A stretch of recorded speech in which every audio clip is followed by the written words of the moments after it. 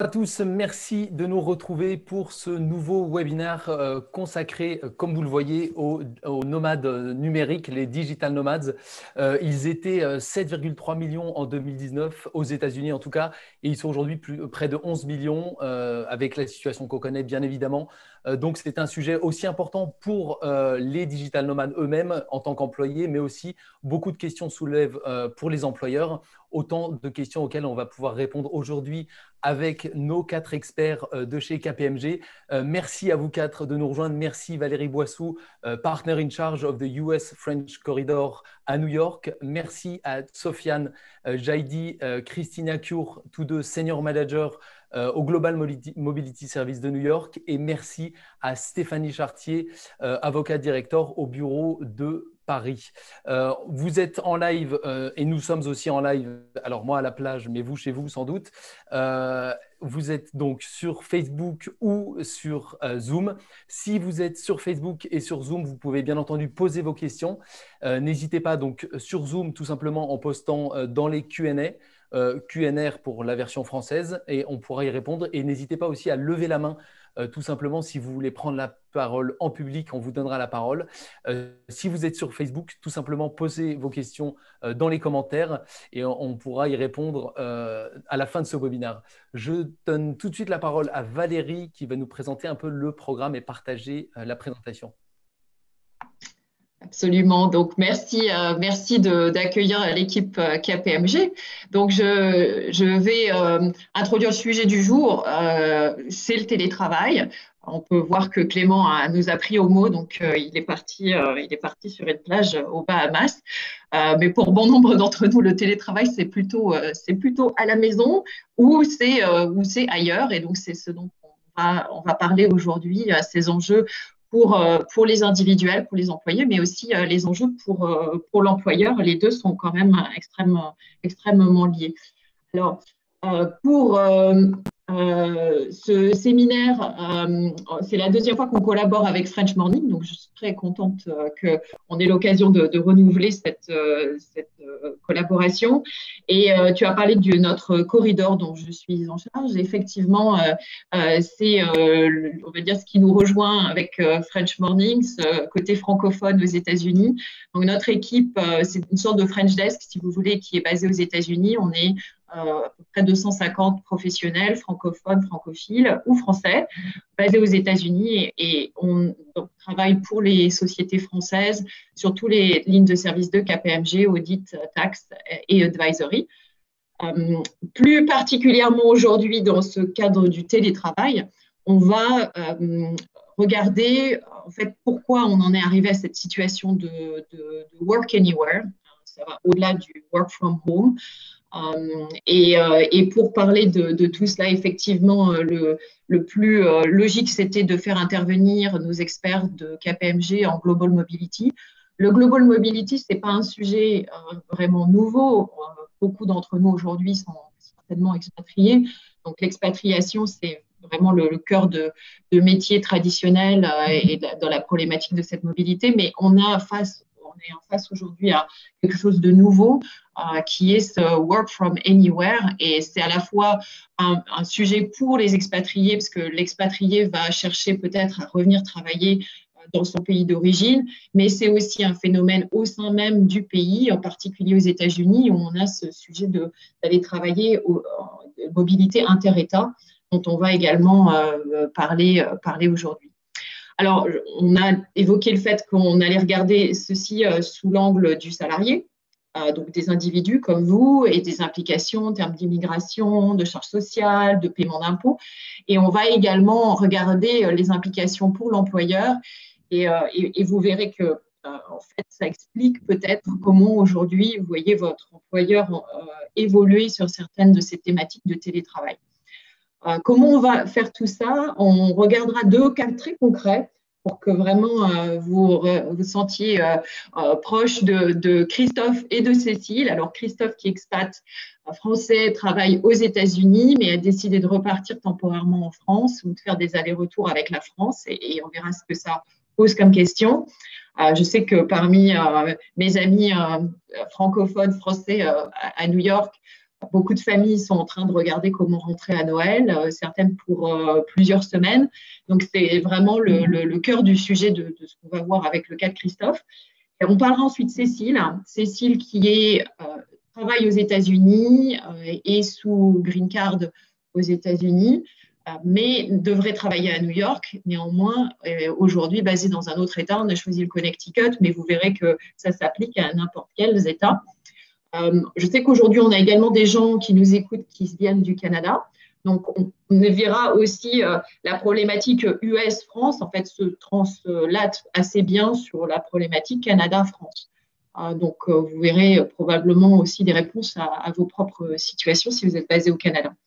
Et on terminera par the case for change, c'est-à-dire la problématique plus employeur, comment l'employeur aujourd'hui réagit par rapport à ces nouveaux enjeux de télétravail et quels sont les dispositifs que l'on voit progressivement se mettre en place, en particulier pour savoir où est basé l'employé. Et ça, c'est vraiment maintenant au cœur des questions que se posent les entreprises et les attentes finalement de toutes des organisations, que ce soit l'IRS aux États-Unis ou l'État français pour le recouvrement de l'impôt et des charges sociales, etc. Clément, tu as parlé de nos speakers today. Donc aujourd'hui, effectivement, on a 3 personnes avec moi de notre équipe Global Mobility. Je trouvais assez sympa d'avoir Sofiane et Christina. Si vous avez KPMG comme tax provider pour vos impôts aux États-Unis, vous connaissez certainement Sofiane ou Christina, qui servent beaucoup des exécutifs français expats aux États-Unis. Et Stéphanie, qui est chez KPMG Avocat, basée à Paris, nous apportera l'éclairage de toutes les problématiques de résidents fiscaux français, donc impôts, charges sociales, essentiellement une couverture médicale également. Un mot sur notre practice Global Mobility. C'est une practice qui est déployée dans l'ensemble du monde.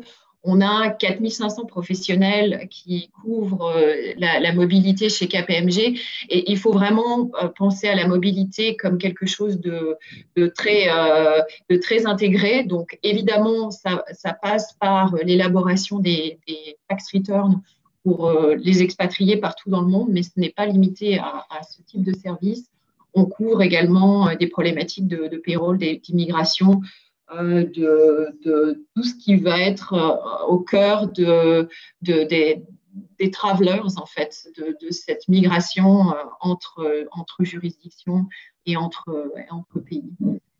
Voilà, et on a plus de 2500 clients, plus de 2500 individus, 250 000 individus couverts par nos services Global Mobility. Alors, je vais passer la parole à Christina pour couvrir l'état des lieux aujourd'hui du télétravail et expliquer pourquoi finalement on en est arrivé à cette situation assez inédite du télétravail en 2020. Christina, à toi. Merci Valérie. Merci Valérie. Nous sommes enchantés d'être avec vous aujourd'hui sur le sujet de Working from Anywhere, du travail de chez soi ou de n'importe où. Nous sommes, comme disait Clément, des nomades numériques. Nous approchons la fin d'une année chaotique, non seulement avec le Covid, mais aussi avec le changement climatique global, avec les incendies en Californie et les inondations en Louisiane et en France. Nous avons aussi été les témoins de mouvements sociaux importants à travers le monde. Et aussi, il y a la bourse qui a joué au yo-yo, suivi d'un chômage qui n'a pas été vu depuis la Grande Dépression de 1929. Et pourtant, nous sommes en train d'assister à une nouvelle révolution industrielle, celle où les employés peuvent travailler de n'importe où. Next slide, Valérie.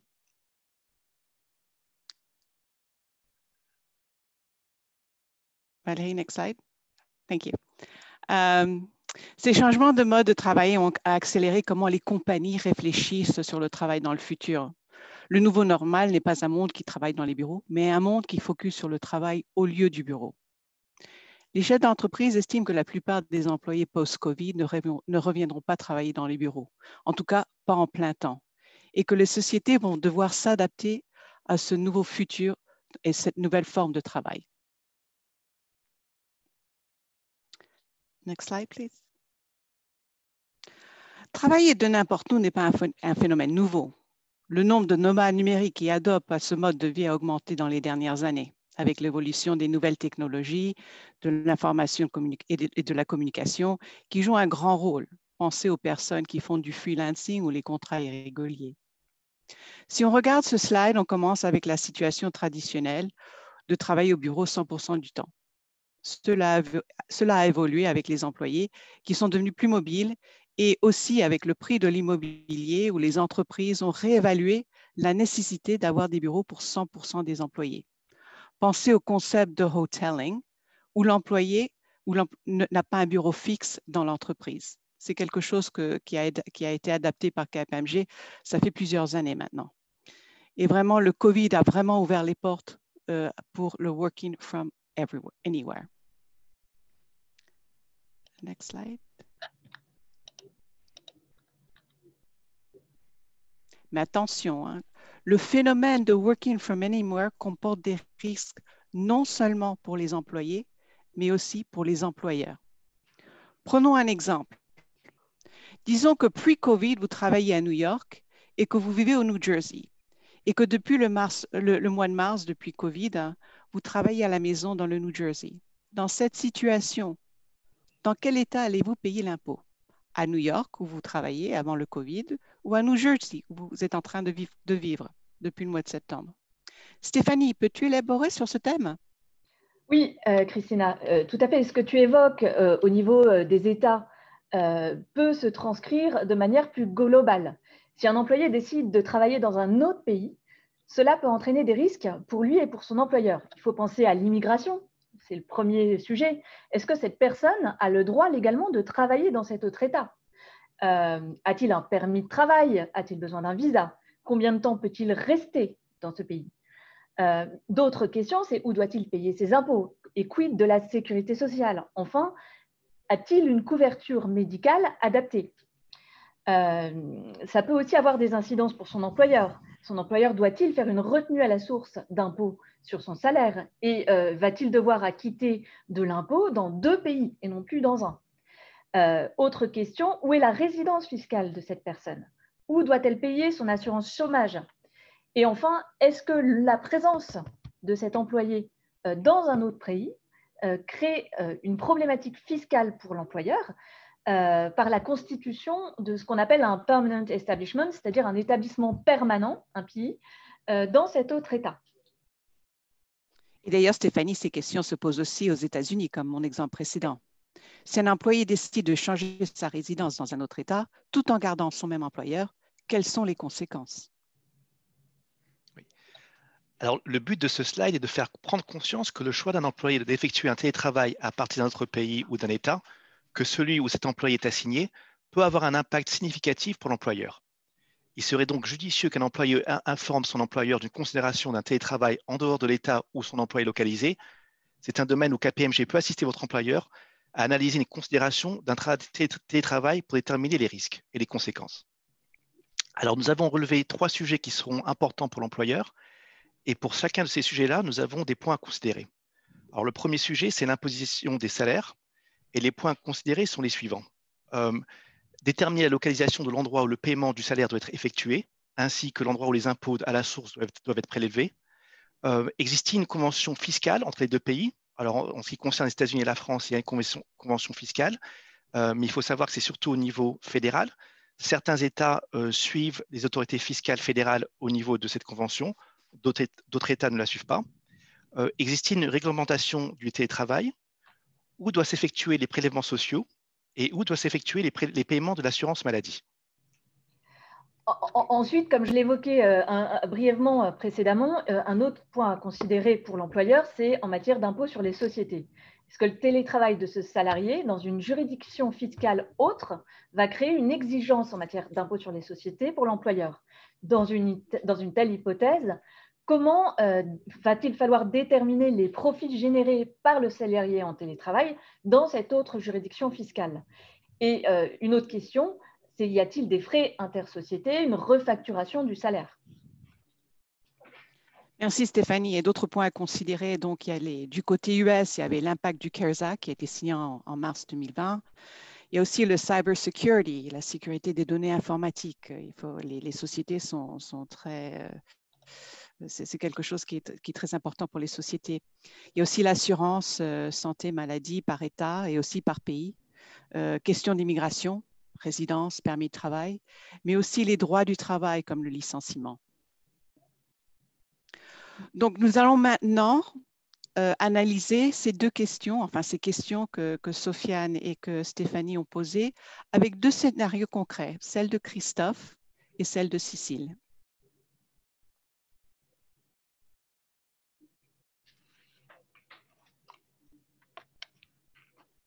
Ah, Sofiane, tu es sur mute.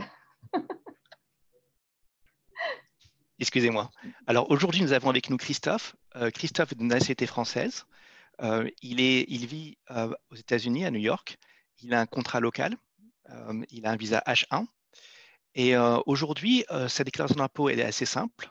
Il est imposé sur ses revenus mondiaux par l'État fédéral des États-Unis et par l'État de New York. C'est surtout ses revenus de salaire et d'intérêt. Au niveau de la sécurité sociale, il est sujet à la sécurité sociale américaine, vu qu'il est employé local. Et Christophe a pour but d'effectuer un télétravail à partir de la France. Donc, je vais me tourner vers Stéphanie pour nous indiquer quels sont les points à considérer non seulement pour Christophe, mais aussi pour son employeur. Oui.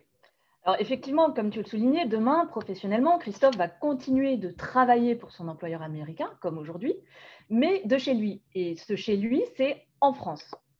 Dans la mesure où il va travailler sur le territoire français, il y a un certain nombre de sujets qui vont devoir être appréhendés, comme on l'évoquait précédemment. Donc, d'un point de vue social, d'un point de vue fiscal, en matière d'immigration, mais il est aussi important de s'interroger sur les éventuelles obligations déclaratives en France que cette situation pourrait entraîner pour son employeur. Alors, tout d'abord, d'un point de vue fiscal, la première question qu'il faut se poser, c'est est-ce que le fait de s'installer, travailler en France va avoir des conséquences fiscales pour Christophe? Dans un premier temps, il va être nécessaire de faire une analyse de la résidence fiscale de Christophe et de vérifier s'il devient résident de France avec toutes les conséquences que cela implique. Alors, pour rappel, comme l'évoquait Sofiane, il y a une convention fiscale qui a été conclue entre la France et les États-Unis qui a pour objectif d'éviter les doubles impositions. Cette convention permet également de statuer sur la résidence fiscale d'une personne en cas de conflit de résidence. En effet, dans un premier temps, on va toujours regarder si une personne est considérée résidente fiscale au regard du droit interne de chaque pays. Et si, au regard de ce droit interne, une même personne est résidente de deux États, on va aller regarder les dispositions de la convention fiscale qui a été conclue. Et ce sont ces dispositions qui vont permettre de statuer sur la résidence.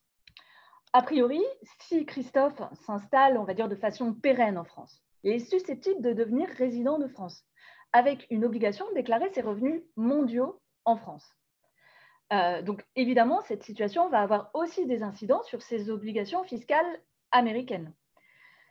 Donc, on va se retrouver dans une situation fiscale qui est beaucoup plus complexe que la situation fiscale d'origine, avec des déclarations de revenus à déposer dans différents États, la nécessité d'appliquer les dispositions de la Convention pour éviter une double imposition et, in fine, une charge fiscale globale qui peut être impactée. Donc, tout cela nécessite quand même une certaine analyse. Un autre point d'attention et non des moindres, c'est les incidences de cette nouvelle situation de travail en matière de sécurité sociale. Il est impératif de s'assurer que Christophe est bien couvert sur le territoire français. À cet égard, on peut se demander si un certificat de détachement pourrait être obtenu. Un certificat de détachement permettrait de continuer à cotiser aux États-Unis tout en travaillant en France et donc permet d'éviter les charges sociales françaises. Si un tel certificat de détachement, compte tenu de la situation, ne peut pas être obtenu, eh bien, cela induirait que Christophe et son employeur vont devoir cotiser en France. Et cela peut avoir un impact sur le coût de la rémunération de Christophe pour l'employeur, mais aussi ça peut avoir un impact sur le net en poche de Christophe. Une autre question pour l'employeur est la suivante.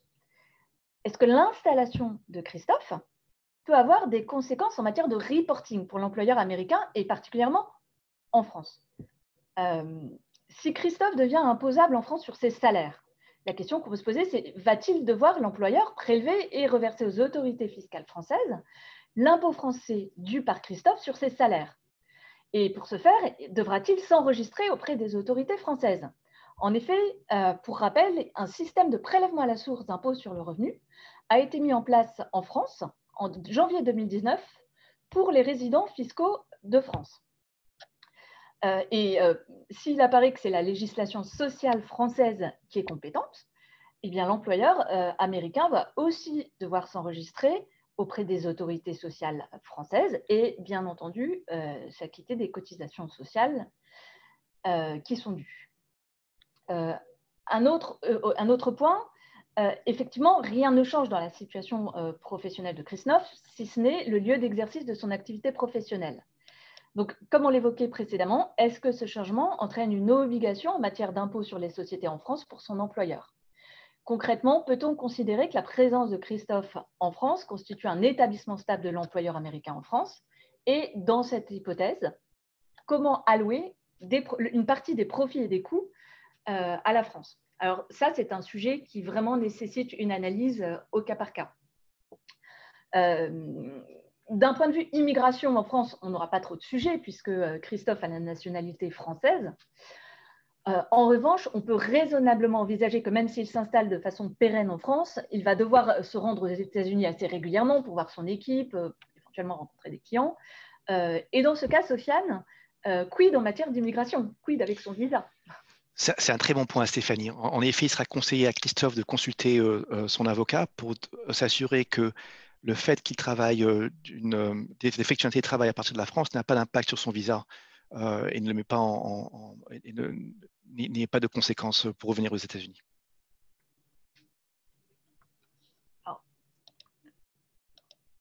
Je pense que maintenant, on va peut-être passer au cas de Cécile.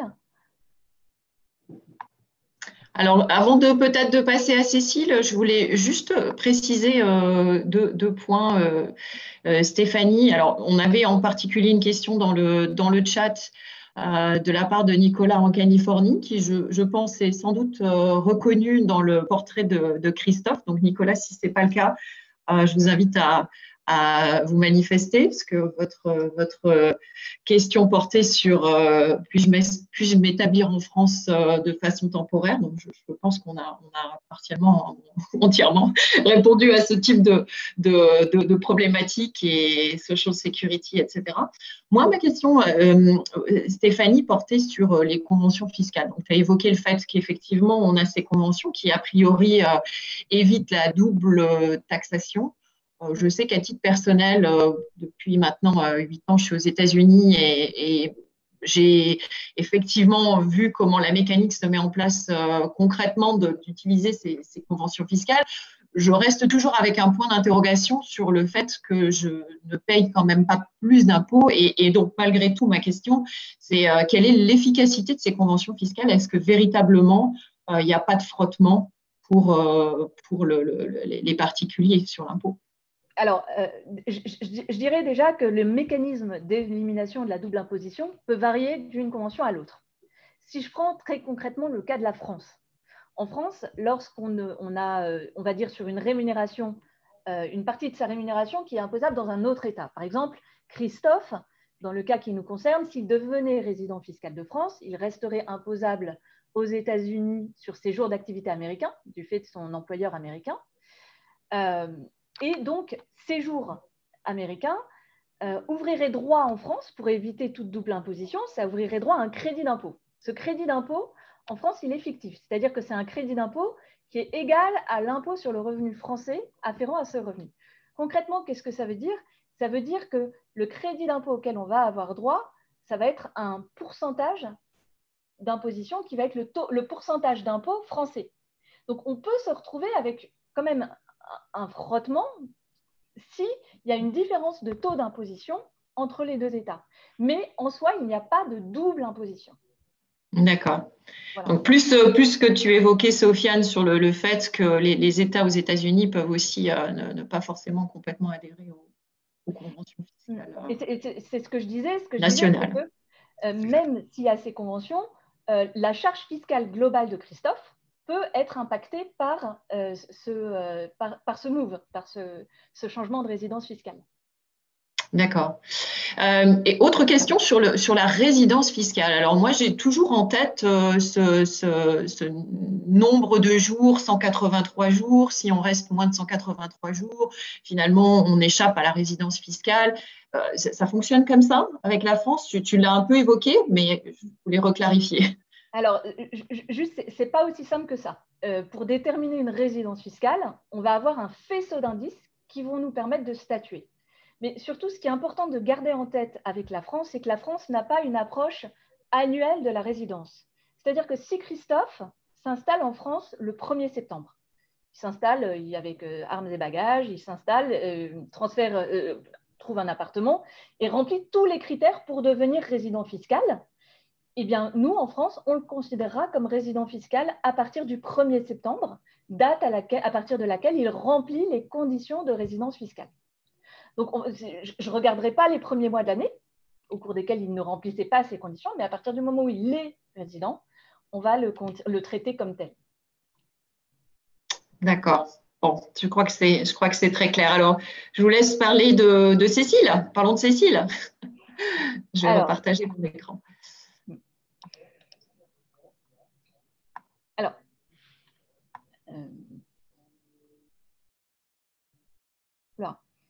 Alors, Cécile est directrice marketing. Elle est canadienne, elle est Green Card Holder. Actuellement, elle travaille depuis New York et elle vit dans le Connecticut. Il est anticipé qu'elle soit amenée à passer 3 à 4 jours par semaine dans le Massachusetts. Donc, actuellement, la situation de Cécile également est relativement simple. Elle est soumise au prélèvement à la source de l'État de New York, qui est l'État dans lequel elle exerce son activité professionnelle. Elle est éventuellement susceptible d'avoir un prélèvement d'impôt de l'État du Connecticut si celui-ci est plus élevé que les taux de New York. Mais Sofiane, demain, avec sa nouvelle organisation professionnelle, que va-t-il se passer pour Cécile? En effet, Stéphanie, ce cas de figure doit être analysé, car il y a 4 points, je pense, à considérer. Le premier, c'est au niveau de l'impôt pour l'État. Donc, comme tu l'as indiqué, Stéphanie, en ce moment, Cécile, qui vit au Connecticut mais travaille à New York, est sujet à l'impôt, au prélèvement à la source pour l'État de New York. Maintenant qu'elle va travailler un peu dans l'État du Massachusetts, l'employeur devra déterminer le montant de salaire à reporter aux autorités fiscales de l'État du Massachusetts ainsi que de l'État de New York en fonction des jours de travail passés dans chacun de ces États-là. Et ainsi, et aussi, étant donné qu'il y a un prélèvement à la source, l'employeur de Cécile devra effectuer un prélèvement de l'impôt à l'État du Massachusetts ainsi qu'à l'État de New York en fonction des jours de travail et du montant des revenus à reporter à chacun de ces États-là. Un deuxième point à considérer, c'est l'assurance chômage de l'État.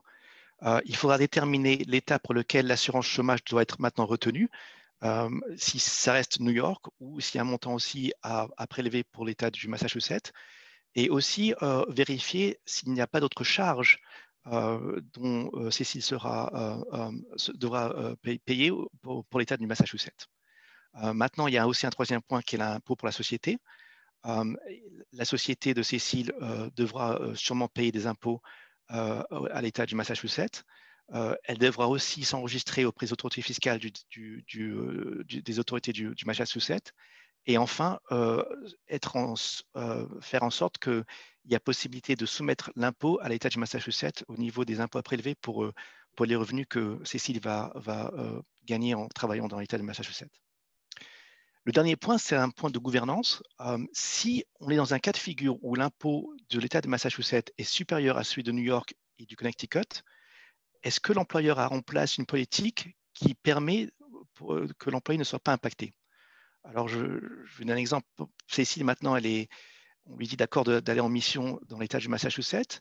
Et imaginons que l'impôt de l'État de Massachusetts est supérieur à celui de New York ou du Connecticut. Elle vous dira, d'accord, je suis contente de me rendre dans cet État pour effectuer cette mission, mais maintenant, mon salaire net est impacté. Donc, est-ce qu'il y a un process pour faire en sorte que l'employeur prenne en charge, par exemple, le surplus d'impôts à payer? Il y a aussi un point important que je voudrais relever, c'est dans ce cas de figure, il semble que l'employeur ait demandé à Cécile de partir en mission dans l'État du Massachusetts. Ce que nous observons aujourd'hui, et surtout au vu de la pandémie, c'est que beaucoup d'employés décident d'effectuer un télétravail pour des raisons personnelles dans un autre État que l'État où ils sont employés.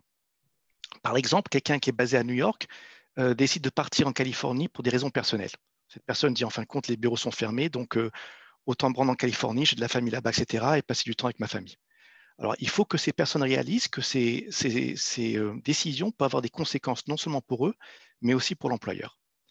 Alors, en ce qui concerne l'année 2020, qui est une année spécifique à cause de la pandémie, nous avons reçu des orientations de certains États, comme l'État de New York, par exemple, qui disent qu'en fin de compte, si vous êtes employé dans l'État de New York, mais que vous avez décidé d'effectuer un télétravail dans un autre État pour des raisons personnelles, l'État de New York considérera ces revenus comme des revenus new-yorkais. Donc, même si vous travaillez d'un État, par exemple, dans ce cas-là, de l'État de Californie, les salaires que vous aurez reçus en travaillant à partir de cet État de Californie seront toujours vus comme des revenus new-yorkais et de ce fait sujets à l'impôt de New York. Mais c'est seulement pour l'État 2020. C'est seulement pour l'année 2020 en vue de la pandémie. Donc, dans le futur, si quelqu'un veut effectuer un télétravail dans un autre État, il faut que cette personne soit consciente des conséquences, non seulement pour elle, mais aussi pour sa compagnie.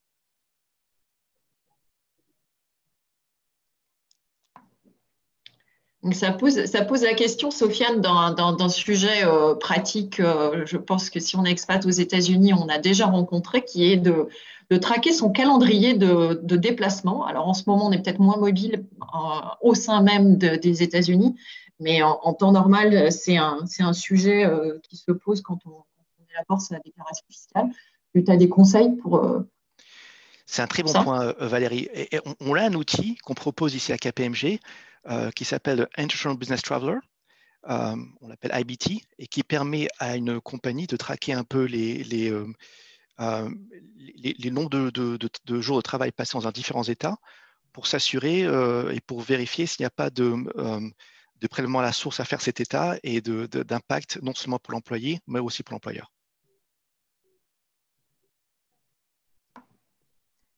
Très bien, très bien. Je vois pas mal de questions qui s'accumulent dans le chat, donc on les prendra probablement à la fin de notre présentation. Donc, je vais bouger du cas de Cécile. Oui, je t'interromps, mais on peut répondre peut-être à quelques questions qui ont été posées voilà, en rebondissement, enfin, pour rebondir sur ce que vous disiez. Je vais juste revenir à une question qui a été posée avant sur le certificat de détachement que vous avez évoqué tout à l'heure. Et Nicolas nous demandait comment l'obtenir. Est-ce que vous savez y répondre? En principe, ce certificat de détachement doit être demandé dans le pays d'origine, donc dans l'hypothèse, j'imagine que c'est les États-Unis, auprès des autorités américaines par l'employeur. Voilà. D'accord.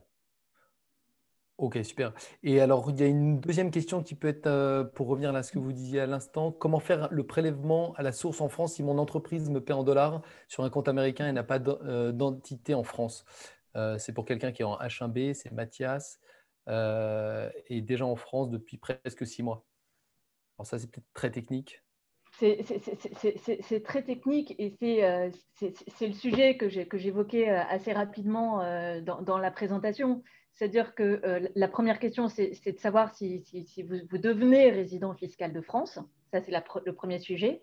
Si vous devenez résident fiscal de France et que vous travaillez sur le territoire français, en principe, effectivement, votre employeur serait tenu de prélever l'impôt à la source et pour ce faire, de s'enregistrer. Donc là, effectivement, on a un certain nombre de sujets, de difficultés pratiques qui doivent être anticipées, comme vous l'évoquiez, c'est-à-dire les sommes sont en dollars et sont transférées sur un compte américain. Pour autant, en principe, l'employeur américain devrait convertir en euros, en principe aussi ouvrir un compte ce qu'on appelle CEPA, c'est-à-dire de la zone euro, pour pouvoir reverser, on va dire, le prélèvement à la source aux autorités fiscales françaises. Donc, effectivement, ça pose un certain nombre de sujets et de complexités pratiques de mise en œuvre. D'accord. Merci Valérie, je peux peut-être te laisser reprendre la suite. Et on reprendra évidemment les questions à la fin de la présentation. N'hésitez pas à les poser dans les Q&R ou à les poster directement dans le chat. On y répondra tout de suite après. Absolument. Christina, tu voulais… Non, il y avait une question de Sabrina Delprat du côté, si le travail est ponctuel, par exemple 15 jours, est-ce que cela est un problème que l'employé soit français ou américain? Oui, enfin du côté US, il faut aussi regarder les États. Si vous êtes basé à New York et par exemple vous travaillez en Californie pour 2 semaines, en Californie, ça commence, le day count, c'est le premier jour. Le premier jour, vous pouvez être sujet à l'impôt en Californie. Oui, vous pourrez prendre un crédit d'impôt sur l'État où vous vivez, où vous étiez en train de travailler, mais c'est aussi par État, ce n'est pas simplement par pays. Et aussi, il y a les règles de la retenue à la source. Si vous êtes aux États-Unis, par exemple, le New Jersey et New York, si vous travaillez plus de 14 jours, l'employé a une obligation de commencer à faire une retenue à la source. Si un de leurs employés est dans un non-resident state, si vous voulez, et il travaille là pour plus de 14 jours de travail. Alors, Christina, c'est une bonne transition pour faire un résumé de ce qu'on vient d'évoquer et se placer peut-être un peu plus du point de vue de l'employeur. Donc, ce work anywhere, on a dit, ce télétravail, c'est une réalité. Stéphanie, si tu nous refais le panorama de la situation telle qu'on la voit aujourd'hui pour les entreprises, qu'est-ce que tu mettrais en avant? Alors, déjà, ce qu'il faut savoir, c'est que le télétravail, il peut être difficile à gérer pour l'employeur au niveau technologique. Il faut s'assurer que tout le monde a un accès Wi-Fi stable, a accès à un matériel informatique. Et aussi, il y avait certains employeurs qui n'avaient pas du tout implémenté au sein de leur entreprise cette culture du télétravail. D'ailleurs, ce qu'on a pu constater en France, c'est que le Covid a été un véritable accélérateur et a permis une réelle évolution de la réflexion sur le sujet. Ce que constatent aussi les entreprises actuellement, c'est que les bureaux sont vides, donc ça représente un gâchis d'espace immobilier. Et en contrepartie, les salariés doivent recréer leur propre espace de travail, de télétravail chez eux. En fait, ce que les entreprises ont pu constater, c'est que finalement, le modèle actuel était assez rigide et finalement un peu obsolète à la lumière de ce qu'on a pu voir. Donc, si je comprends bien, le télétravail est là pour rester. Christina, c'est certainement une opportunité finalement pour les entreprises. J'imagine que beaucoup d'entreprises, je pense en particulier à cet aspect immobilier dont tu viens de parler, Stéphanie. Oui, enfin, pour la retention des talents, les entreprises doivent être flexibles, mais aussi avoir un modèle de prestation avec plus de flexibilité qui permettrait à faire face aux changements imprévus. Et avec plus de flexibilité pour les employés, ça permettra d'augmenter la productivité et les fidéliser, les employés. Et finalement, comme on parle beaucoup, réduire l'espace du travail qui réduira le coût de l'immobilier pour l'entreprise. Et comme on avait discuté plusieurs fois du concept de hoteling, où il n'y a pas 100% de bureaux pour les employés. Effectivement. Alors, pour finir sur ce thème, Sofiane, je t'invite à commenter ce slide qui explique finalement les différents aspects de la réflexion autour du télétravail pour l'entreprise et comment KPMG se positionne en termes d'accompagnement sur ces différentes considérations. En effet, Valérie, nous avons 6 conseils à donner pour faciliter le télétravail. Le premier conseil, c'est de s'assurer que les employés sont motivés, connectés et productifs. Et de ce fait, il serait judicieux d'établir des objectifs journaliers. Procurer le support digital et informatique aux employés. implémenter une stratégie qui permette de recruter les talents en fonction de l'endroit où le travail doit être effectué, repenser l'espace géographique et l'endroit où devront se trouver vos bureaux, et finalement implémenter une politique intérieure pour gérer le travail. Donc sur ce dernier point, notre groupe KPMG GMS peut vraiment assister vos compagnies à vraiment implémenter une politique pour pouvoir gérer le télétravail, mais aussi, j'en ai parlé auparavant, nous avons cet outil qui est le International Business Traveler, IBT, qui vraiment permet d'analyser une demande de télétravail et de l'analyser non seulement au niveau fiscal, donc fiscalité pour l'individu, mais aussi pour la compagnie, mais aussi au niveau de la sécurité sociale et aussi au niveau de l'immigration. S'assurer que la personne ait le visa qui est approprié pour se rendre dans un pays, quel que soit le pays.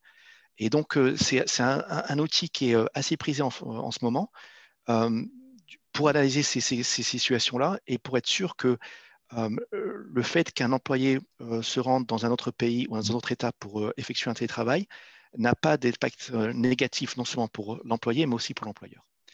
Nous pensons aussi que cette idée du télétravail est là pour rester.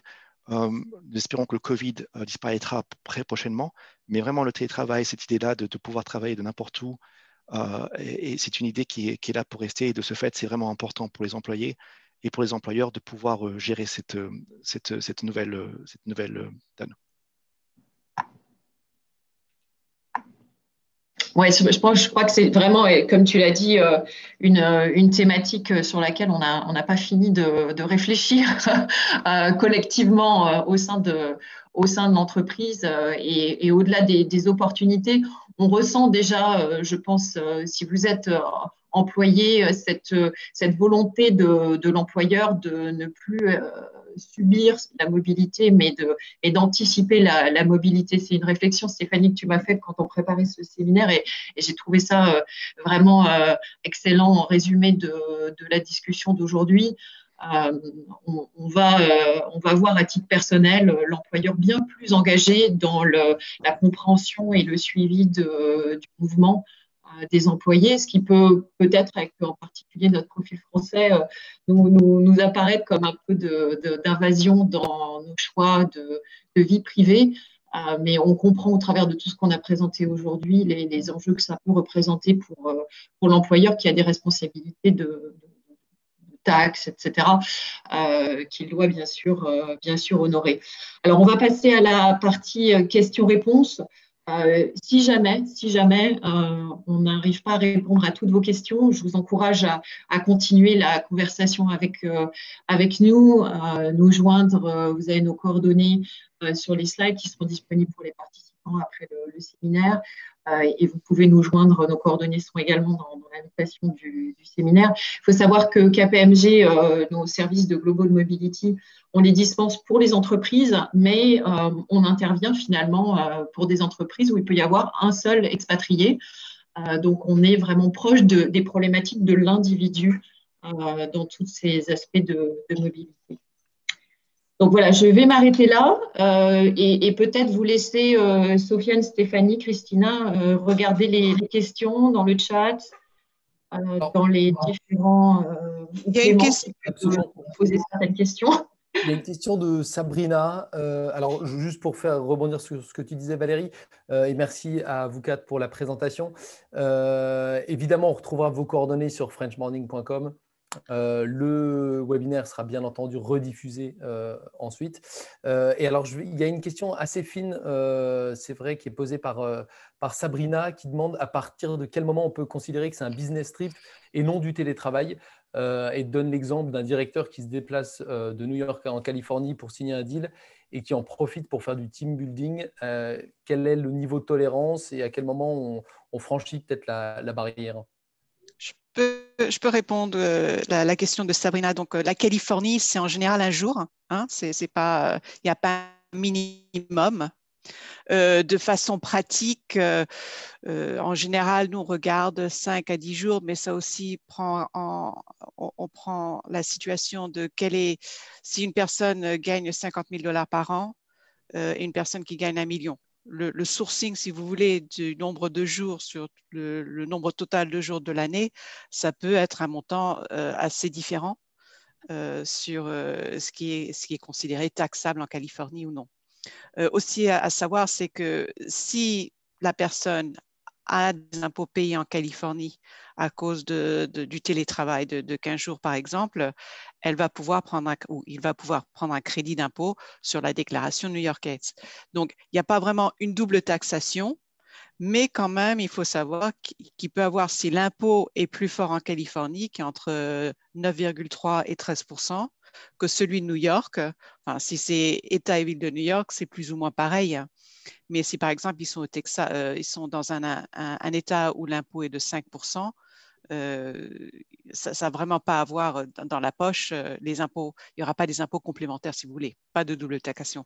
Mais pour la présentation d'une déclaration d'impôt, absolument.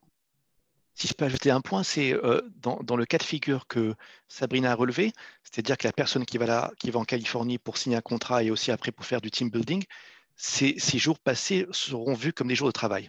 Le fait de signer un contrat et le fait de faire du team building seront vus comme des jours de travail. Et de ce fait, il faudra prendre en considération les revenus que cette personne a reçus en fonction du jour de travail passé en Californie. Il faut, à cause de ces problèmes, comme la Californie, il n'y a pas de threshold, si vous voulez, il y a de la législation, ça fait quand même pas mal d'années, qui est dans la législation, c'est que si une personne vit dans un État, mais travaille quelques jours dans un autre État, que si c'est en dessous de 30 jours de travail, il n'y aura pas une déclaration à faire dans cet État. Mais ce n'est pas devenu loi. Donc, on est en train d'attendre et ça fait plusieurs années qu'on attend. On espère qu'avec le Covid, ça va nous aider. Et juste pour clarifier quelque chose dont j'ai parlé auparavant, c'est qu'au niveau de l'année 2020, qui est une année spécifique à cause de la pandémie, dans ce cas de figure, si la personne a effectué un télétravail dans l'État de Californie, cette personne restera imposable à l'État de New York. C'est un cas de figure assez spécifique vis-à-vis de la pandémie. Donc, ces jours qui sont passés en Californie seront vus comme des jours new-yorkais du fait que cette personne a effectué un télétravail qui était dû à la pandémie, dû au fait que les bureaux étaient fermés pendant cette année. Mais si ça se passe dans le futur, là, ces jours de travail passés en Californie, même si c'est du télétravail, seront vus comme des jours de travail passés en Californie et devront être reportés à l'État de Californie. Merci beaucoup à vous deux pour ces réponses. On avait une question aussi d'un auditeur au Canada, d'une auditrice, pardon, Florence, qui nous demande, sachant qu'elle a son entreprise immatriculée au Canada et que je suis fiscalement possiblement imposé au Canada et que je travaillerai sur des contrats obtenus au Canada, puis-je travailler en France pendant plus de 6 mois et ne payer mes impôts qu'au Canada? J'ai la double nationalité et je suis né en France. Alors, cette situation, évidemment, on est obligé de faire des analyses au cas par cas parce que, comme je l'évoquais, pour déterminer une résidence fiscale, on va prendre un faisceau d'éléments qui vont nous permettre de statuer sur une résidence fiscale. Donc, la première question qu'il faudrait se poser, c'est est-ce que ce séjour en France va entraîner, on va dire, un switch de résidence en application des dispositions de la Convention entre la France et le Canada, et est-ce qu'il va y avoir un transfert de la résidence fiscale en France? Donc ça, c'est le premier sujet. L'autre sujet, c'est est-ce que le fait de travailler depuis le territoire français va entraîner une imposition d'un point de vue professionnel, et donc est-ce que ça va requérir la création d'un établissement permanent en France de la société canadienne? Ce qu'il faut bien avoir en tête, c'est que en fiscalité, enfin en tout cas en fiscalité des personnes à l'international, on est encore sur la présence physique. Donc quand bien même je travaille sur des contrats qui ont été conclus au Canada, si physiquement je suis en France, il va falloir analyser la situation au regard des dispositions de la Convention fiscale. On ne peut pas juste dire je travaille pour le compte de mon employeur canadien, américain, je rends des comptes à mon boss qui est aux États-Unis ou au Canada, et c'est bon, je dois être taxé à 100% au Canada, non, ou aux États-Unis. Ce n'est pas aussi simple que ça. On est sur la présence physique. Ça ne veut pas dire à 100% qu'il y aura une imposition en France, mais ça requiert une analyse. Et si le séjour en France est relativement long, il y a une forte probabilité pour qu'il y ait des obligations en France, fiscales, et même éventuellement d'un point de vue sécurité sociale. Donc, ce sont vraiment des situations qu'il faut appréhender de manière globale et qu'il faut anticiper avant le move, avant l'arrivée en France, pour ne pas avoir de mauvaises surprises. D'accord.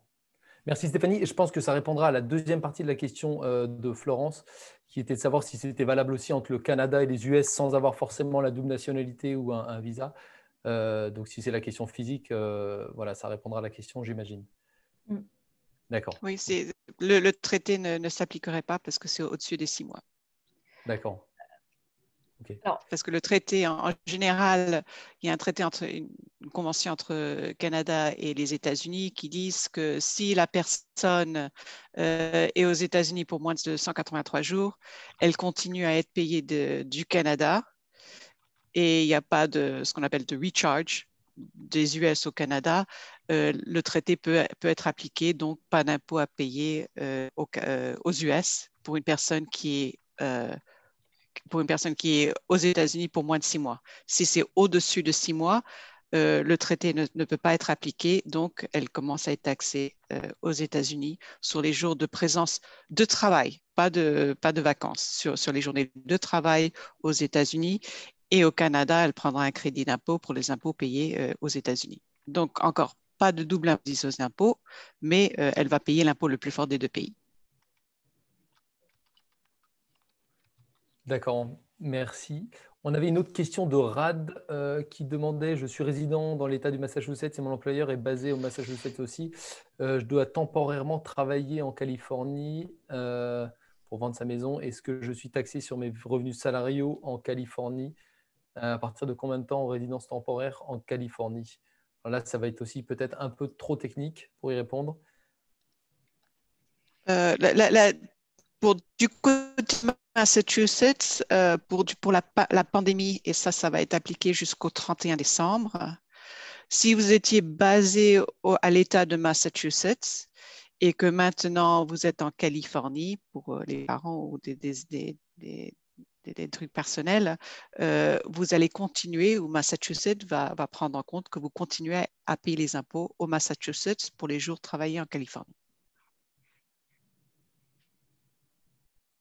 Donc, la plupart des règles qu'ont pris les États, donc chaque État a pris des règles différentes, c'est que vous allez payer les impôts où vous étiez en train de payer les impôts pre-COVID. D'accord. Merci Christina. On avait une question de Fabien aussi. Alors je pense que ça a été, vous y avez répondu tout à l'heure. Il y a un détenteur, Fabien, qui est détenteur d'une green card. Et il demande s'il peut utiliser sa LLC qui est basée à New York pour facturer ses clients américains tout en étant en France. Il était rentré suite au Covid. Alors, le sujet, ce n'est pas tant d'utiliser la LLC, c'est est-ce que sa présence en France, on en revient toujours un peu à la même question, entraîne la constitution d'un établissement stable en France. Donc, il y a une analyse à faire a priori pour déterminer s'il va falloir allouer une partie des profits en France. Donc, au-delà de la facturation des clients, c'est plus les obligations d'un point de vue corporate tax que ça peut entraîner en France.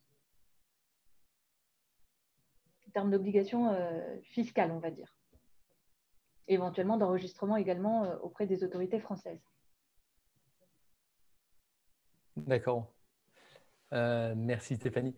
On a une question aussi de Nicolas qui demandait qui est un salarié de nationalité française travaillant pour une société américaine aux US mais qui a décidé de rentrer en France sans pour autant rompre la relation professionnelle sous un accord avec son employeur. Est-ce que l'option suivante est-elle possible? Le salarié se met en entreprise individuelle en France et facture son employeur en tant que freelance. S'il exerce une activité de freelance en France, il va falloir qu'il s'enregistre auprès des autorités françaises, qu'il cotise en France en tant que salarié indépendant. Donc, pourquoi pas, il peut avoir un client américain en travaillant en France. Mais dans ces cas-là, ça veut dire qu'il va falloir qu'il s'enregistre en France. Parce que s'il devient résident français et qu'il travaille depuis la France, eh bien, il va être soumis à toutes les obligations fiscales et sociales en France, d'enregistrement également.